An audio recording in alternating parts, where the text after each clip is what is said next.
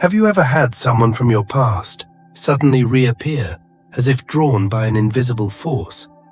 Someone who once hurt you, who walked away without looking back, who left you wondering what went wrong, only to return as if nothing had ever happened. They show up with apologies, excuses, or even silence, expecting to reclaim a place in your life. But why does this is it fate? Is it karma? Or is it simply the ego's? In Buddhism, nothing happens by accident. Every action carries consequences, every departure and return is woven into the karmic web of cause and effect. When someone who once abandoned you seeks to reconnect, it is rarely because they have transformed, it is because something within them remains unfinished. They may say they miss you, but do they truly miss you? Or do they miss the way they felt when they were with you? This is where the illusion of attachment traps so many. When someone returns, the mind clings to the hope that they have changed, that this time will be different, that the wounds of the past can simply be erased. But Zen wisdom teaches that true understanding comes not from holding on, but from seeing clearly. What if their return is not about them at all? What if their presence in your life again is simply a test of how much you've grown, of whether you've truly moved forward, of whether you still need them in the way you once did? Tonight, we unravel the mystery of their return. We will explore the karmic ties that bind people together, the illusions that keep us trapped in suffering, and the wisdom that allows us to break free. If you've ever wondered why people come back after hurting you, if you've ever felt conflicted when an old wound resurfaced, then this is for you. Stay with me as we dive deep into Buddhist teachings, Zen philosophy, and real-life insights that will change the way you see relationships forever. Because the truth is this: they may return, but you are not the same person they left behind. Guilt lingers in the mind long after the actions that created it. People who hurt others often believe they can walk away unscathed, that time will erase the weight of their wrongdoing. But karma is not just about action, it is about intention and consequence. Even when a person refuses to acknowledge their guilt, it does not disappear. It follows them, creeping into quiet moments, surfacing in unexpected ways. Many return not out of love, not because they have truly changed, but because they seek relief. They hope that being back in your life will somehow erase the discomfort that lingers within them. They are looking for you to grant them peace, not because they want to heal you, but because they want to heal themselves. This is the illusion of guilt, that it can be undone through another person's forgiveness. But in Buddhism, true resolution comes from within. The burden of their guilt is theirs to carry, not yours to relieve. Even if they apologize, even if they express regret, your responsibility is not to heal them. It is to recognize that their return is about them, not you. A Zen story tells of a man who betrayed his closest friend and left town, believing distance would free him from the shame of his actions. Years later, unable to escape his own mind, he returned seeking forgiveness. But when he arrived, he found that his friend had moved on. The home he once knew was no longer there. The life he expected to return to had continued without him. This is the reality that many who return must face. The past does not wait. The person they hurt has changed. The world has moved forward. Seeking forgiveness does not undo the harm done, nor does it erase the lesson. People assume that guilt fades if ignored, but karma ensures that nothing remains unresolved forever. The pain they caused does not simply disappear, it manifests in ways they cannot always recognize. Some realize this too late. They return hoping that by stepping back into your life, they can step back into the version of themselves they were before they hurt you. But that version of them is gone. And so is the version of you that once needed them. People also return for comfort. The mind clings to what is familiar, even when it no longer serves them. Just as water follows the easiest path, so do people. Someone may leave, convinced that something better awaits them. But when they do not find what they were searching for, they come back not because they value you, but because they seek security in what they once had. Buddhism teaches that attachment is suffering, and familiarity can be one of the strongest attachments. Many who return are not drawn back by love, but by the fear of uncertainty. They realize that what they once dismissed was actually something valuable. But their return is not proof of change, it is proof of disillusionment. A parable tells of a man who spent years searching for gold, believing that wealth would bring him happiness. He abandoned his home, his family, and his past, chasing after the illusion of a better life. When he finally found gold, he realized that it did not bring him the fulfillment he expected. So, he returned, seeking the warmth he had once left behind. But what he failed to see was that his absence had changed things. The home he sought no longer felt like home. People often confuse longing with love. They assume that missing something means they should return to it. But missing something does not mean you belong there. It simply means that the mind, uncomfortable with the unknown, seeks the ease of the past. You are not a resting place for those who lost their way. You are not responsible for being a source of comfort for those who abandoned you in search of something better. And yet, the most unsettling reason people return is ego. When they see you thriving without them, when they realize their absence did not break you, it unsettles them. They may not say it outright. They may not even recognize it within themselves. But there is a part of them that assumed you would always be there, that you would always need them. And when you prove otherwise, it shakes the foundation of their self-importance. This is why some only return after they see you flourishing. They want to know if they still hold power over you, if their presence still affects you, if they can still step back into your life and be welcomed. A Zen master once told a student, "The candle does not chase the moth. The moth returns only when it sees the flame burning without it." Your happiness is not an invitation.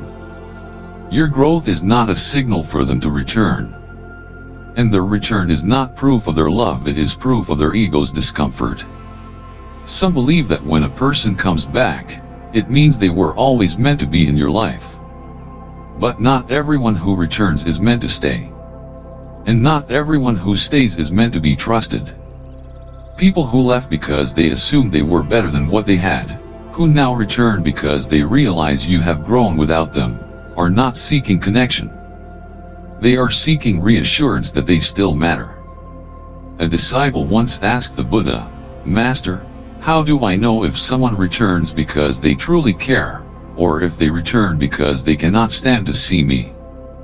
The Buddha handed him a cup of water. "Hold it still," he said. The disciple obeyed. "Now stir it." He did, and the water became cloudy. The Buddha smiled. Some people return not because they want peace, but because they need to stir the water to make themselves feel relevant again. Ego fears irrelevance. It fears seeing someone else thrive where it expected to be needed. And the greatest discomfort for those who hurt you is realizing they were not as important as they believed. If your happiness makes them return, it was never about you. It was about them. When someone who once caused harm returns, watch closely. Not their words, not their apologies, but their intentions. Are they returning because they have changed? Or because they are uncomfortable with the reality they created? If someone comes back only after seeing you move forward, ask yourself, is their return about love? Or about their own self-preservation? The greatest test is not whether they return, but whether you still need them to. If you no longer do, then you have already won. Trust, once broken, does not mend itself. People assume they can return to a place they once belonged, but time does not pause for their convenience. The bridge they destroyed, the relationship they shattered, does not wait for them to wake up from their ignorance. When they return, seeking passage, they are often shocked to find that what they abandoned is no longer theirs to reclaim. The man in the story burned the bridge out of jealousy. At the time, it likely seemed insignificant, just an act of impulse, a moment of anger, or perhaps even a test of control. But destruction is easy, rebuilding is not. What he did not realize was that the bridge was not just an object. It was a symbol of effort, patience, and intention. It took time to build, just as relationships do. And just as the physical bridge crumbled, so did the trust and goodwill it once represented. People destroy relationships in much the same way. They take for granted what has been given freely. They lash out, believing they can always return and undo the damage. They assume that those they hurt will be waiting, holding space for them, ready to rebuild what they so carelessly tore apart. But life does not work that way. The one who built the bridge, the one who gave, who cared, who invested, has also moved on. The monk in the story did not harbor resentment. He did not punish the man or seek revenge. He simply recognized that his energy was better spent elsewhere. He had already learned his lesson. Some things, once destroyed, are meant to stay that way. He was not obligated to rebuild what had been burned. This is a lesson many struggle to accept. People assume that forgiveness means restoration. But forgiveness is a personal act of letting go, not an invitation to return. The monk had forgiven, but he had also released himself from responsibility. The bridge was no longer his burden to bear. Some bridges, when burned, should remain ashes. Not out of anger, but out of wisdom. A Zen master once told a student, "A bird does not return to a tree that has fallen." The student, puzzled, asked why. The master replied, "Because it understands that what once supported it no longer exists." People, however, often fail to recognize this. They return to the places they have destroyed, expecting to find them unchanged. The man in the story was not seeking forgiveness, he was seeking passage. His regret was not for the pain he caused, but for the inconvenience of the missing bridge. This is how many people operate. They do not regret their actions, only their consequences. Had the monk rebuilt the bridge, he would have sent the wrong message. He would have told the man that destruction has no lasting consequence, that bridges will always be rebuilt, that harm can be undone simply by returning. Instead, he let the reality of the situation speak for itself. What was once there was gone. It was not punishment. It was the natural outcome of his actions. There is a story of a traveler who was given a key to a great temple. He was told, "This door is open to you as long as you respect it." But the traveler, assuming he had the right to come and go as he pleased, lost the key. He returned later, expecting to be let in. But the monk at the temple gate told him, "The key was given to you, and you did not value it. The door remains, but it is no longer yours to enter."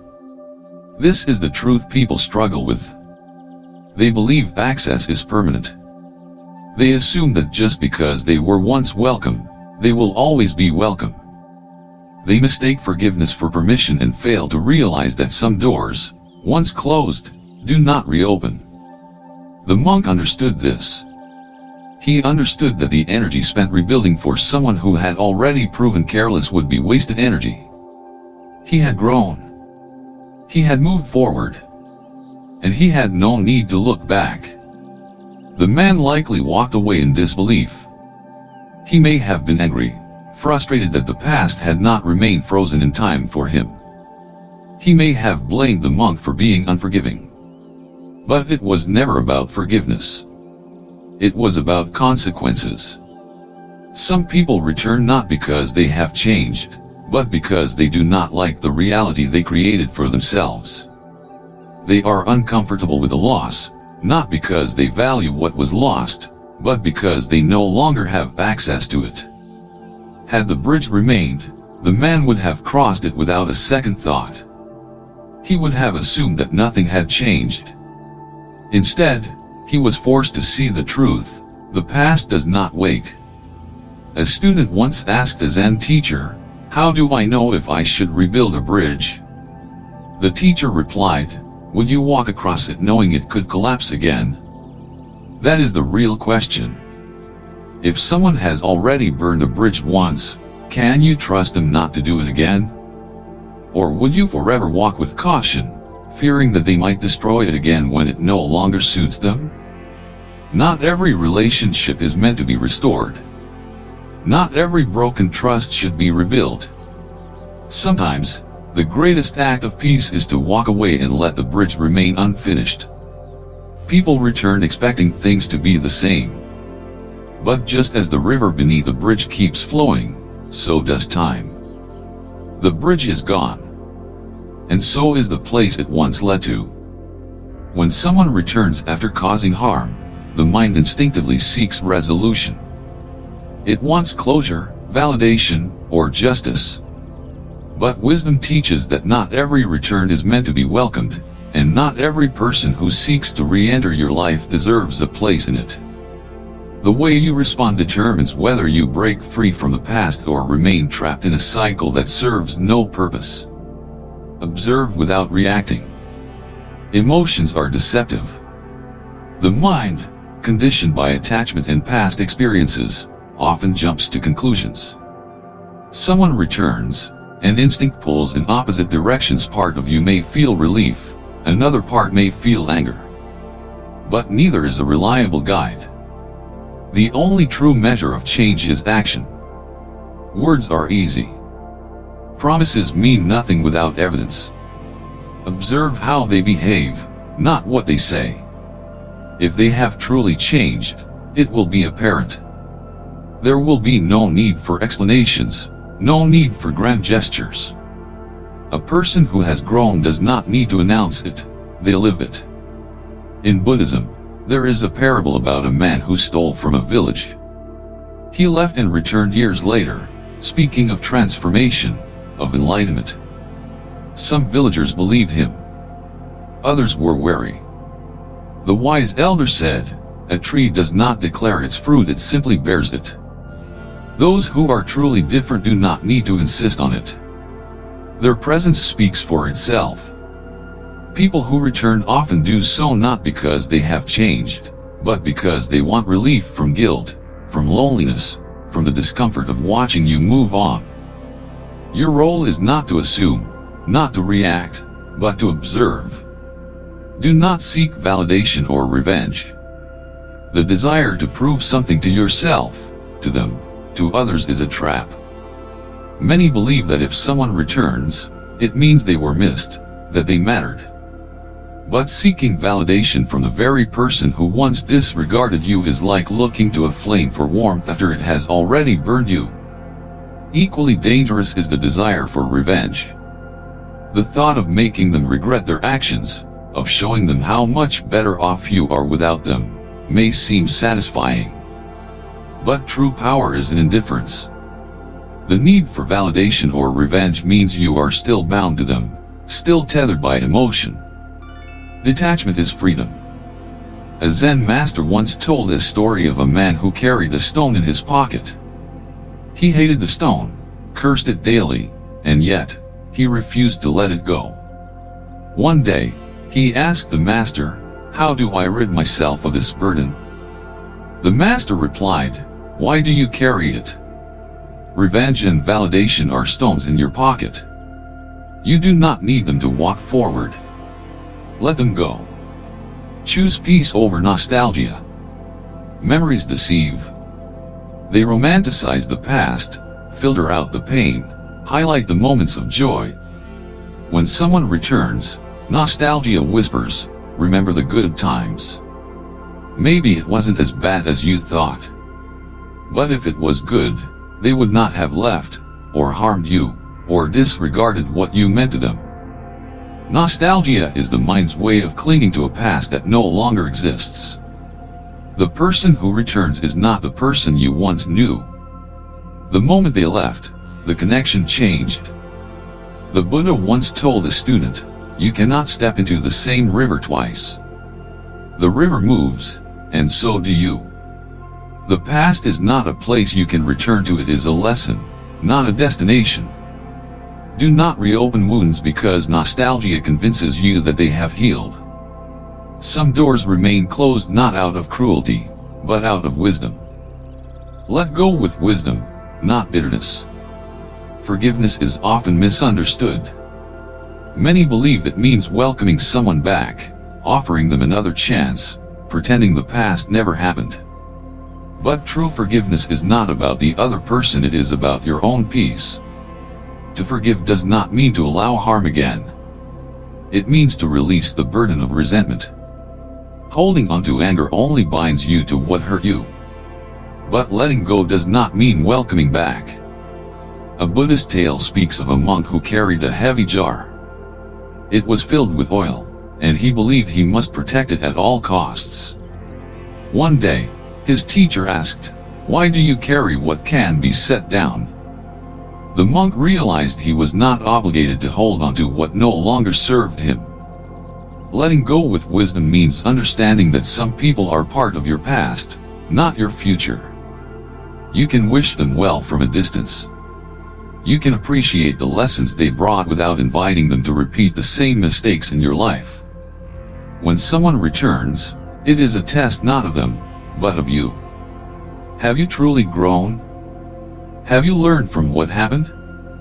Or will you allow the same cycle to repeat? Observe, but do not react. Do not seek validation or revenge. Choose peace over nostalgia. Let go, not with bitterness, but with wisdom. Some bridges, once burned, are not meant to be rebuilt. And that is perfectly okay. The greatest illusion we cling to is the idea that closure comes from someone else. That their apology, their return, their regret will somehow heal what was broken.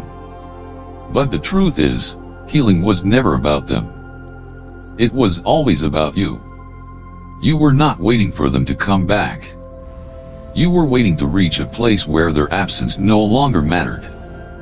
Growth is not measured by how many people regret losing you. It is measured by how little their return affects you. When someone who once walked away, who once dismissed your worth, suddenly seeks to return, it is not a sign from the universe. It is not fate bringing you back together. It is simply life testing whether you have truly outgrown what once hurt you. A Zen master once said, "A bird does not grieve the branch that breaks beneath it, it simply spreads its wings and finds another." You were never meant to stay in the same place, clinging to a branch that could not hold you. If it broke, it was a lesson, not a loss. People return for many reasons, but rarely for the one you hoped for. They may return because they miss the comfort of who you were to them. Because they see your strength and it unsettles them. Because they want to know they still have a place in your heart. But their reasons are not what matter. What matters is whether you have reached a place where their presence no longer defines you. Some believe that if someone comes back, it means they were always meant to be in your life. But not everyone who returns is meant to stay. And not everyone who stays is meant to be trusted. A student once asked a Zen teacher, "Master, how do I know if someone is truly meant for me?" The teacher took a bowl and filled it with water. Then, he tipped it slightly, letting the water spill. "If it was never meant to stay, it will always find a way to leave," he said. "And if it was meant to stay, it will never need to fight to remain."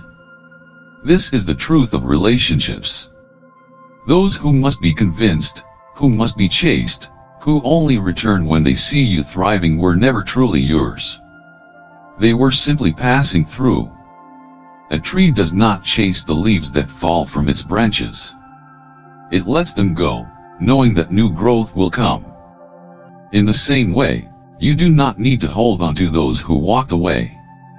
If they were meant to stay, they would have. If they return, observe not with hope, but with clarity. When you realize you were never waiting for them, something shifts. The power they once had over you fades. Their presence, once capable of stirring old emotions, now feels distant, almost irrelevant.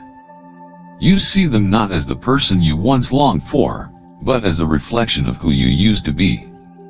And you understand that their return does not mean anything unless you allow it to. A man once asked the Buddha, "Master, how do I find peace after losing someone I loved?" The Buddha replied, "You do not find peace in their return. You find peace in realizing you never needed them to complete you. When you understand this, you become untouchable. Not in a way that is cold or bitter, but in a way that is free. You no longer need validation, closure, or explanations. Their return is simply an event, neither good nor bad, just something that happens. Like a leaf carried by the wind, it moves through your life without altering your course." A Zen story tells of a traveler who, after years of wandering, returned to his childhood home. But when he arrived, he found an empty field where his house once stood. Confused, he asked an old man nearby, "Where is my home?" The old man smiled and said, "The home you seek exists only in your mind. Life has moved forward, and so must you. The past is not a place to live. It is a place to learn from. The person you were then is not the person you are now. The home you once found in someone else may no longer exist. And that is not a tragedy, it is growth. People will come and go, but your peace should never be dependent on their presence.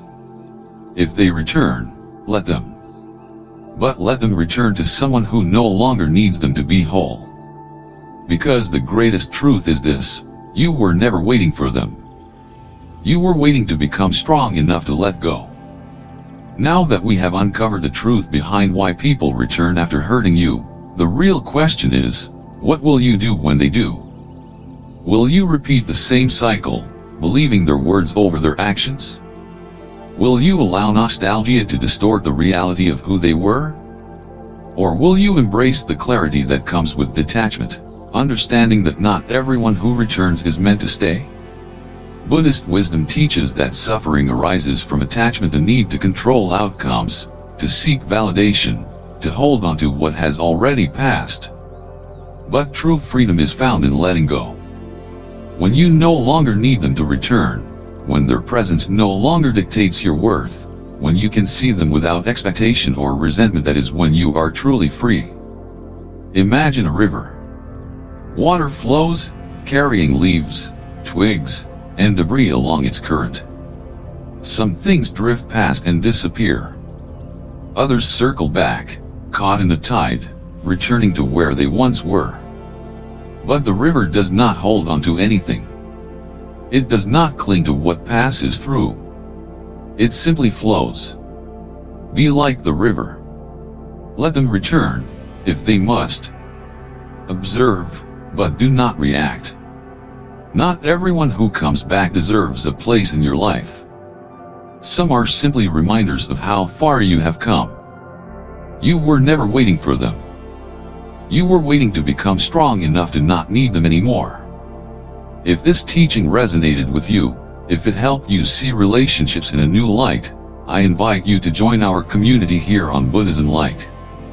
Subscribe to the channel for more wisdom on Buddhist philosophy, mindfulness, and self-discovery. And if you've ever had someone return after hurting you, share your experience in the comments. Let's support each other on this journey of growth, wisdom, and freedom. Because the greatest lesson of all is this: you were always whole. You just had to realize it.